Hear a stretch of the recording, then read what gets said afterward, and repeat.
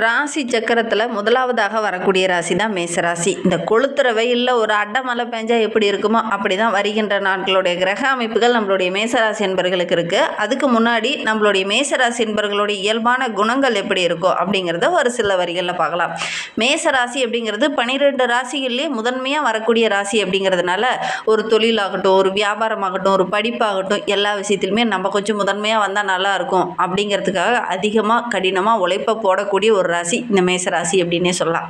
இவங்க அந்த தலைமை பொறுப்புலாம் தேடி போகணும் அப்படிங்கிற அவசியம் கிடையாது. இவங்களை தேடி அந்த தலைமை பொறுப்பு வரும். ஏன்னா அந்த அளவுக்கு கடினமாக உழைக்கக்கூடியவங்க, மற்றவங்களை மதித்து நடக்கக்கூடியவங்க. என்ன ஒன்று கொஞ்சம் முன்கோபம் மட்டும் அதிகமாக வரும். அது நியாயமாக ஒரு விஷயம் இருக்குது அப்படின்னா தான் அதிகமாக முன்கோபம் வரும். அநியாயத்தை கண்டால் உடனடியாக பொங்கக்கூடியவங்க தான் இந்த மேசராசி என்பர்கள்.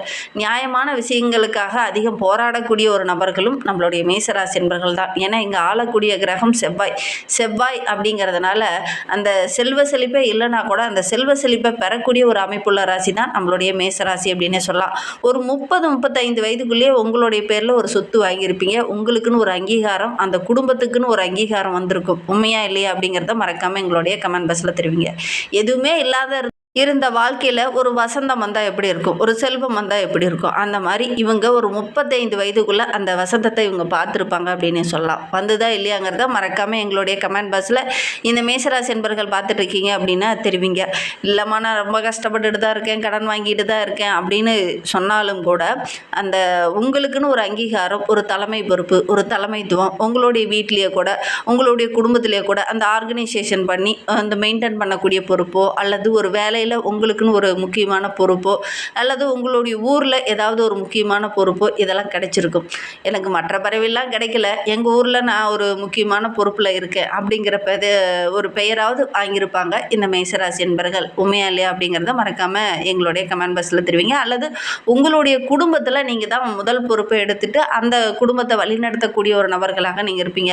கடைசி பிள்ளையாக பிறந்திருந்தால் கூட அந்த குடும்ப பொறுப்பை நீங்கள் தான் எடுத்துக்கூடிய ஒரு சூழ்நிலை பெரும்பாலும் இந்த மேசராசி என்பர்களுக்கு அமையும் அப்படின்னு சொல்லலாம்.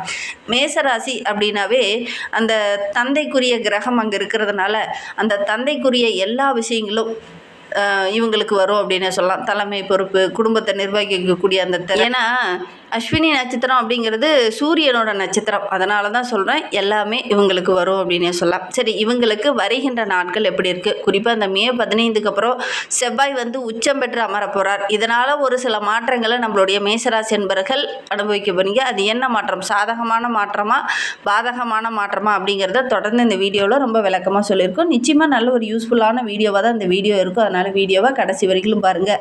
நீங்கள் இப்போ தான் ஃபஸ்ட் டைமாக நம்ம சேனலை பார்க்குறதா இருந்தால் நம்ம சேனலை சப்ஸ்கிரைப் பண்ணிவிட்டு கூடவே இருக்கிற பெல் ஐக்கானையும் கிளிக் பண்ணிக்கோங்க. அப்போ தான் நாங்கள் போடுற ஒவ்வொரு வீடியோவுமே உங்களுக்கு நோட்டிஃபிகேஷனாக வரும். நீங்கள் மேசராசி அன்பராக இருந்தால் மறக்காமல் நம்மளுடைய சேனலுக்கு ஒரு லைக் கொடுத்துட்டு உங்களுடைய உறவுகள் வகையில், நண்பர்கள் வகையில் யாராவது மேசராசி அன்பர்கள் இருக்காங்க அப்படின்னா மறக்காமல் இந்த வீடியோவை அவங்களுக்கும் ஷேர் பண்ணிவிடுங்க. மேசராசியில் நீங்கள் எந்த நட்சத்திரத்தில் பிறந்தீங்க அப்படிங்கிறத மறக்காமல் எங்களுடைய கமெண்ட் பாக்ஸில் தெரிவிங்க. உங்களுக்கு ஜோதிட ரீதியாக ஏதாவது சந்தேகம் இருக்குது, ஜோதிடர்கிட்ட ஏதாவது ஆலோசனை வேணும் அப்படின்னா டிஸ்கிரிப்ஷனில் ஜோதிடரோட வாட்ஸ்அப் நம்பர் கொடுக்கப்பட்டிருக்கு. அந்த நம்பருக்கு கால் பண்ணி முன்பதிவு செஞ்சுக்கோங்க. உங்களுடைய சந்தேகங்களுக்கு நல்ல ஒரு தீர்வு கிடைக்கும். நம்மளுடைய மேசராசி என்பர்கள் ஒரே ஒரு விஷயம் செய்யுங்க.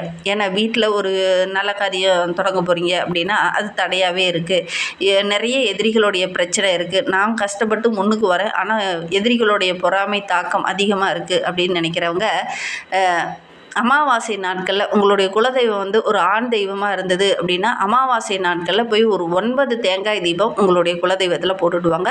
இந்த எதிரிகளுடைய அந்த சூழ்ச்சி வலை, எதிரிகளுடைய பிரச்சனை, அதோடைய தாக்கம் இதெல்லாம் கொஞ்சம் குறையும். அதே மாதிரி திருமணம் போன்ற சுபகாரியங்கள்லாம் தடைபட்டுகிட்டே இருக்குன்னா இந்த தீபத்தை போட்டு பாருங்கள். ஒரு 9 வாரம் போடுங்க. கண்டிப்பாக நல்ல ஒரு சாதகமான பலன் கிடைக்கும். அதே உங்களுடைய குலதெய்வம் ஒரு பெண் தெய்வமாக இருந்தது அப்படின்னா பௌர்ணமி நாட்களில் போய் போட்டுடுவாங்க. கண்டிப்பாக நல்ல ஒரு சாதகமான பலனை நீங்கள் எதிர்பார்க்கலாம். நம்பிக்கையோடு செய்யணும். நம்பிக்கை இல்லாமல் செய்கிற விஷயம் எதுவுமே நிறைவேறாது.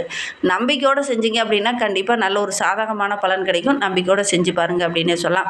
சரி, நம்மளுடைய மேசராசி அன்பர்களுக்கு வருகின்ற நாட்கள் அப்படிங்கிறது ஒரு சில விஷயங்கள்லாம் கொஞ்சம் கவனமாக தான் இருக்கணும். அது என்ன அப்படின்னா நம்மளுடைய மேசராசி அன்பர்களுக்கு திருமண வாழ்க்கையில் கொஞ்சம் கவனமாக தான் இருக்கணும். ஏன்னா இந்த காலகட்டம் அப்படிங்கிறது செவ்வாய் ஆட்சியாக அமரும் போது கோபம் அதிகமாக வரும், பேச்சில் கொஞ்சம் கடுமையான வார்த்தைகள் வரும், அனல் பறக்கிற மாதிரி ஒரு சில கடுமையான வார்த்தைகளை விட்டுருவீங்க. அதனால் குடும்பத்துக்குள்ளே ஒரு சில இன்னல்கள் பிரச்சனைகள் வரதுக்கான ஒரு சூழ்நிலை இருக்குது. வருமானம் அப்படிங்கிறது இந்த காலகட்டத்தில் ரொம்ப சிறப்பாக இருக்குது. அதுவும் மே 15க்கு அப்புறம் ஓரளவுக்கு சாதகமாகவே இருக்குது. இந்த காலகட்டத்தில் குடும்ப விஷயத்தில் குடும்ப உறவுகிட்ட பேசும்போது கொஞ்சம் கவனமாக பேசணும். பொதுவாகவே மேசராசி அப்படின்னா குடும்ப உறவுகளை ரொம்ப மதிக்கக்கூடியவங்க, கூட்டு குடும்பமாக இருக்கிறதா ரொம்ப பிடிக்கும், குடும்ப உறவுகளோடு இணைஞ்சு இருக்கிறது ரொம்ப பிடிக்கும். அதுவும் குடும்பத்துக்குள்ளே நிறைய உறவுகள் இருந்தது அப்படின்னா ரொம்ப சந்தோஷப்படுவீங்க. ஆனால் இந்த காலகட்டத்தில் இந்த உறவுகள்லாம் வரும்போது செலவுகள் அதிகமாகிட்டே போகும்போது ஒரு சில டென்ஷனில் ஒரு சில தடிமனான வார்த்தைகளை நீங்கள் விட்டுருவீங்க. அதனால் பார்த்தீங்கன்னா குடும்ப உறவுகளால் ஒரு சில மனக்கசப்பு, மனசங்கடம் இதெல்லாம் வரத்துக்கான ஒரு சூழ்நிலை இருக்குது. கொஞ்சம் கவனமாக இந்த காலகட்டத்தில் பேசுங்க. பேச்சில் எல்லா இடத்துலையுமே இனிமை இருக்கணும். பொதுவாகவே மேசராசி ரொம்ப இனிமையாக கலகலப்பாக பேசக்கூடியவங்க தான். ஆனால் இந்த காலகட்டத்தில் அனல் பறக்கிற மாதிரி ஒரு சில வார்த்தைகளை பேசிடுவீங்க. அது உங்களுக்கு அவ்வளவு நல்லதில்லை. அதனால் ரொம்ப பொறுமையாக இருக்கிறது நல்லது. பேச்சில் இனிமை இருக்கட்டும். அதே மாதிரி சூரியன் பெயர்ச்சிக்கு அப்புறம் பார்த்திங்கன்னா மே 15க்கு அப்புறம் சூரியன் பெயர்ச்சிக்கு அப்புறம் ஓரளவுக்கு சாதகமான பலனை நம்மளுடைய மேசராசி என்பர்கள் எதிர்பார்க்கலாம் அப்படின்னே சொல்லலாம். மே 11லேருந்து குரு பெயர்ச்சி ஏற்படுது. இது பெரிய பாதிப்பை ஏற்படுத்தாது. சுக்கிரன் பெயர்ச்சி உங்களுக்கு நன்மையாக தான் அமைந்திருக்கு. ஓரளவுக்கு மனவரவு கிடைக்கும், அதிர்ஷ்ட வாய்ப்புகளும் தேடி வரும். குரு பெயர்ச்சி ஓரளவுக்கு சாதகமான பலனை தரும் அப்படின்னு சொல்லலாம். செவ்வாய்க்கு பயிற்சிக்கு அப்புறம் பார்த்திங்கன்னா உங்களுடைய தைரியம், துணிச்சல் இது எல்லாமே கொஞ்சம் அதிகரிக்கும். இந்த சனி பயிற்சி கொஞ்சம் அலைச்சலை அதிகமாக எடுத்தோம். அதே நேரத்தில் ஒரு சிலருக்கு தூக்கமின்மை போன்ற பிரச்சனைகள் வரும், செலவுகள் கொஞ்சம் அதிகமாகும், ஒரு சில தடைகள் வரும். திருமணம் போன்ற சுபகாரியங்களுக்காக முயற்சி பண்ணுறீங்க அப்படின்னா சின்ன சின்ன தடைகள் வரும். அதே மாதிரி வருமானத்தில் கூட சின்ன சின்ன இடைஞ்சல்கள் வர்றதுக்கான ஒரு சூழ்நிலை அமைந்துடும். இதனால் ஒரு சில கோபதாபங்கள் வர்றதுக்கான ஒரு சூழ்நிலை இந்த மேசராசி என்பர்களுக்கு அமையும் அப்படின்னு சொல்லலாம். ராகு கேது பயிற்சிக்கு பிறகு பார்த்திங்கன்னா தொழிலில் ஒரு அளவுக்கு வளர்ச்சி இருக்கும், நல்ல ஒரு வருமானம் கிடைக்கும். கேது பயிற்சிக்கு அப்புறம் ஓரளவுக்கு சாதகமான பலன் நம்மளுடைய மேசராசி என்பர்களுக்கு கிடைக்கும் அப்படின்னு சொல்லலாம். குறிப்பாக இந்த மே மாதம் முழுவதுமே தைரியமாக தன்னம்பிக்கையாக ஒவ்வொரு விஷயத்துலையும் இறங்குவீங்க. ஓரளவுக்கு சாதகமான பலன் கிடைத்தாலும் பேச்சில் கொஞ்சம் நிதானமாக இருக்கணும்.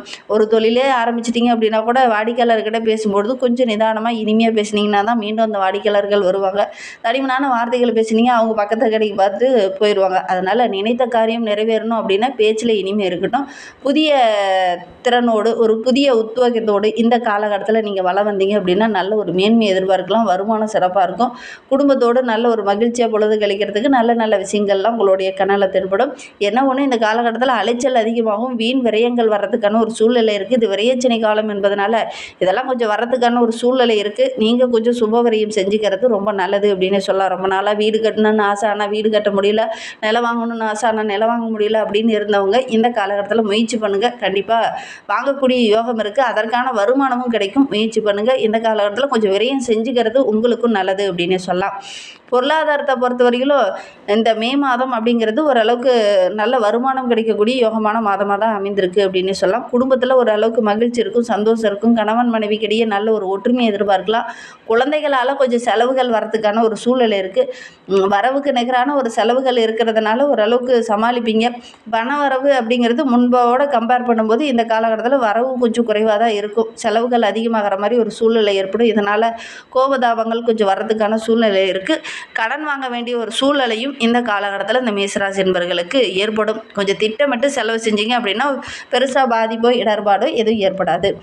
தொழிலுக்காக வேலைக்காக முயற்சி பண்ணிகிட்டு இருக்கவங்க இந்த காலகட்டத்தில் கடுமையாக முயற்சி பண்ணிங்கன்னா தான் ஓரளவுக்கு சாதகமான பலன் கிடைக்கும்.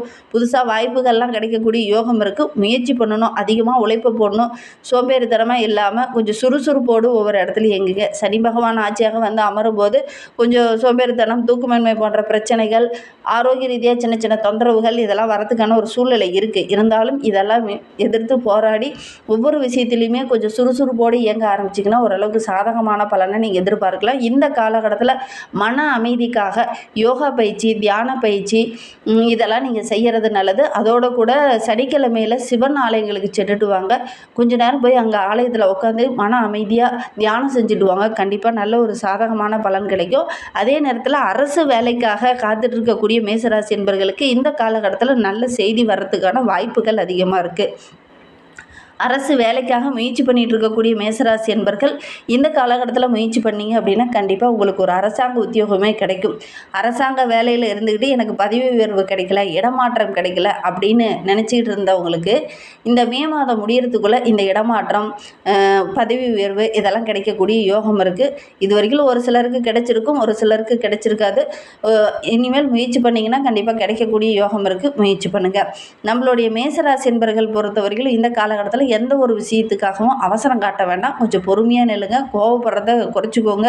வெளியில் கூட கொஞ்சம் கோவப்படும் போது வார்த்தையில் கொஞ்சம் இனிமை இருக்கட்டும். தடிமனான வார்த்தைகளை அதிகம் பயன்படுத்த வேண்டாம். அலைச்சல் ஒரு பக்கம் இருக்கும். ஆரோக்கிய ரீதியாக ஒரு சில தொந்தரவுகள் வரதுக்கான சூழ்நிலை இருக்குது. கொஞ்சம் கவனமாக தான் இந்த காலகட்டத்தில் இந்த மேசராசி என்பர்கள் இருக்கணும். அவசரப்பட்டு யாருக்கிட்டையும் தடிமனான வார்த்தைகளை பேசும்போது ஒரு சில இன்னல்களும் சிக்கல்களும் வரத்துக்கான சாத்தியக்கூறு இருக்குது. அதனால் கொஞ்சம் கவனமாக இருந்தீங்க அப்படின்னா ஓரளவுக்கு சாதகமான பலனை வருகின்ற நாட்களில் இந்த மேசராசி என்பர்கள் எதிர்பார்க்கலாம் அப்படின்னே சொல்லலாம்.